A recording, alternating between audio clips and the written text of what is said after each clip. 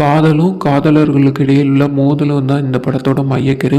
அதாவது 2 காதலர்களுக்கு இடையே இருக்கிற ஈகோ பிரச்சனையை பற்றி தெளிவாக இந்த படத்தில் எடுத்து சொல்லியிருப்பாங்க. இதை இயக்குனர் பிரபுராம் வியாஸ், அதாவது இவர் இந்த படத்தில் தான் நியூவாக இயக்குனராக அறிமுகமாயிருப்பார். அதுக்கப்புறம் நடிகர் மணிகண்டனும் இந்த படத்தை சேர்த்து இயக்கியிருப்பார்.